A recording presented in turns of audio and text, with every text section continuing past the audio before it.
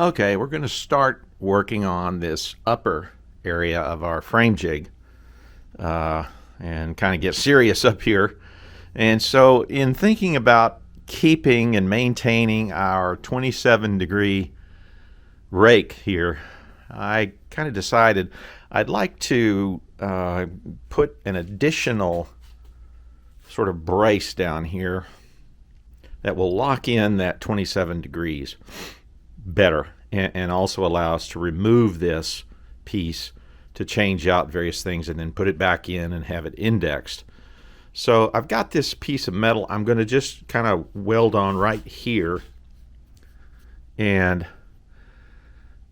that will allow, you know, to put a clamp just like I have right here up against this and hold this in an additional sort of locking to hold that 27-degree rake. So I'm going to go ahead and tack this in place here, and then we'll recheck things and make sure it's accurate, bend this or adjust it as needed, and then tack it up a little bit stronger. So that's the idea, to again have it so this part of our jig can be removed and put back on and allow it to hit the exact same angle every time, since this will just be in a clamped position and that'll put it right there at 27 degrees. So we'll tack it on next. All right, let's put our sort of blob of tack here.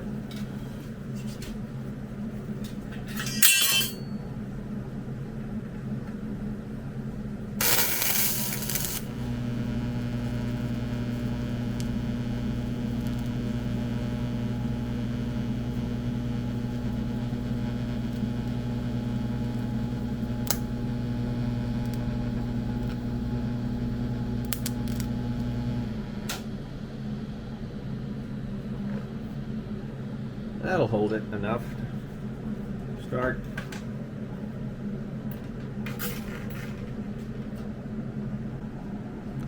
Okay, so I've loosened this securing bolt here on this, and you can see that it's free. It's unfortunately it's hitting the tubes we already have in place, but so that's, you know, certainly tight enough. And let's reposition our clamp, which basically this creates a stop, or a dog you could call it, to put that back where it belongs. Let's check our angle.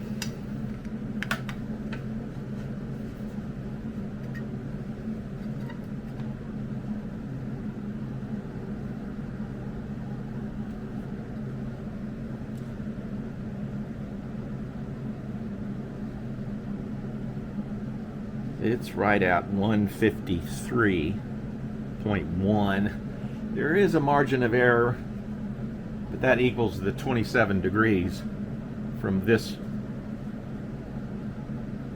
plane. Try it one more time.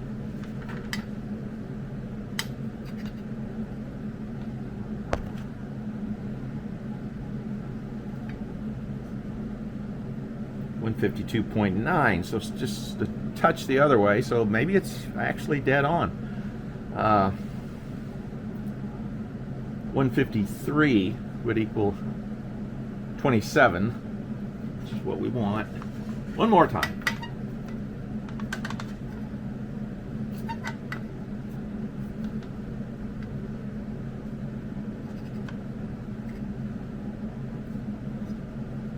Boy, 153.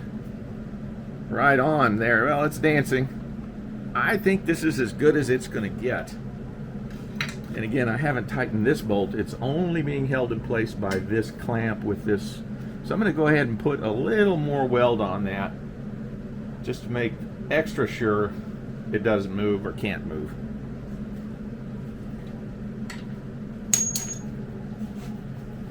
So let's just put a little more.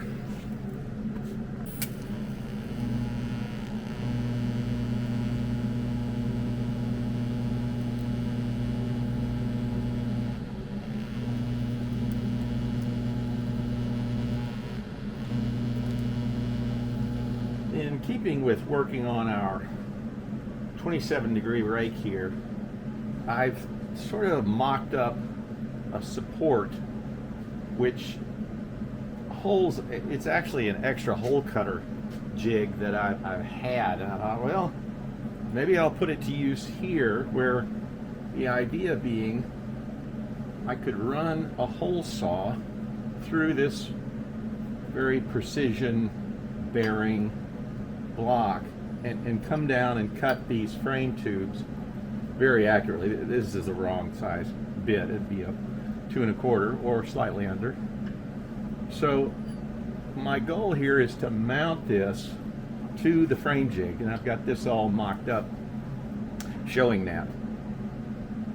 And what I think I'll do next is just tack weld this support to this block, and kind of, again, it's to shape things up and see how these tubes are going to be through here and if there's going to be enough room, and it's kind of tricky. But anyway, I thought, well, if I could drill a hole saw right down through here at the 27-degree angle and cut through these frame tubes, you know, very accurately once they're in final position, that would be a pretty handy thing to have.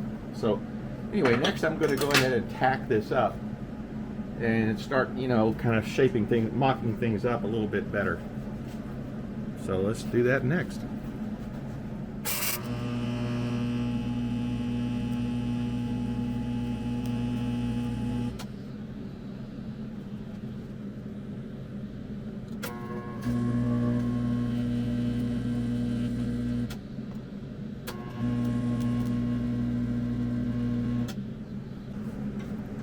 I'm not the best upside down welder, but we'll give it a try.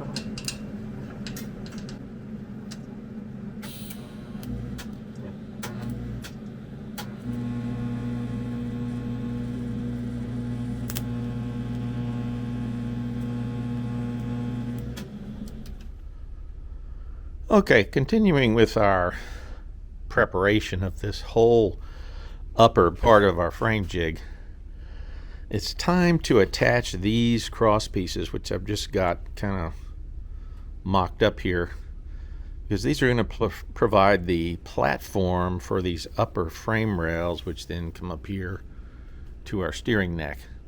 Now, these are going to be a bolt-on to this upper, and it's really the reason we made this whole upper level here on our frame jig. We spent a lot of time getting that leveled, because of the fact that once you weld these upper tubes in place on the steering neck and then down here at the swing arm area, there's not going to be a way to get them off.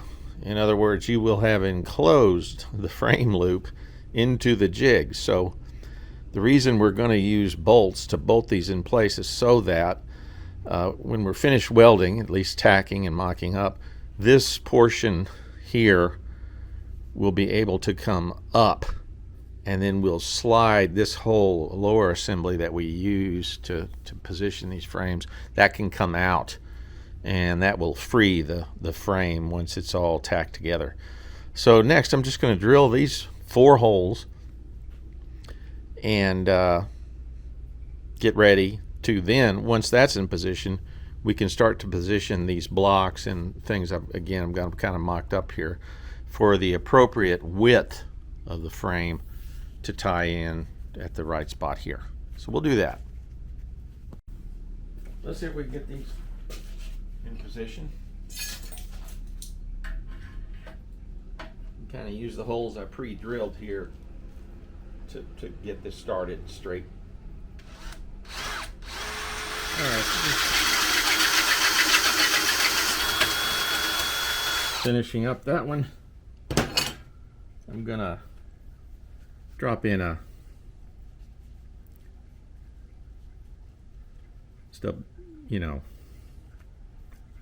tapered head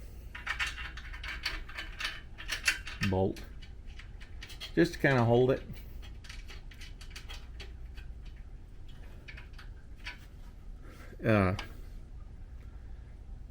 This, just that sort of has a centering effect with that tapered head on it. And then we can get a position over here on our next one. And Okay, so we've got this one loosely bolted in place, and you can see I'm setting these riser blocks so they're more or less centered on this cross piece.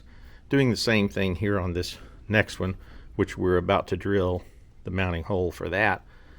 And keeping it as much as I can here on the straight and level part of the upper frame rail before it starts to rise up, and then of course before it starts to go down to the rest of the engine area. So I think this is a pretty good spot. I'm just going to measure this distance so I can easily repeat it on the other side. It's going to be, it's about 5 7/8. I'll take a couple of measurements and then drill this hole. Okay, so just finishing up these two rears, I decided to go with an even 6 inches here. You know, there's plenty of room to sort of fudge this. 6 is a nice easy number. So let's just finish these holes out. And I think I can reach the other one too.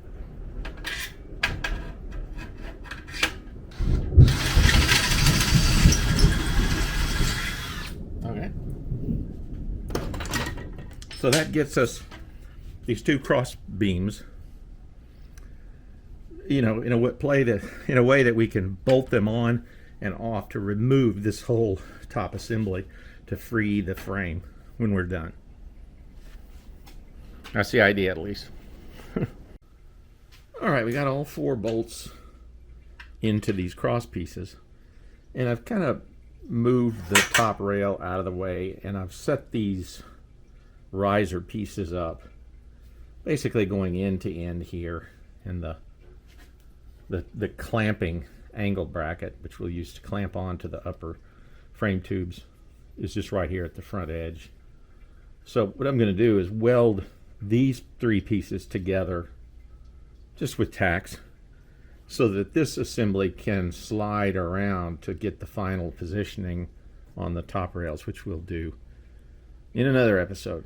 So anyway, to finish this episode, I'm going to go ahead and weld up this side and the other side, so we will then have these ready to position for the final position on where these upper frame tubes go.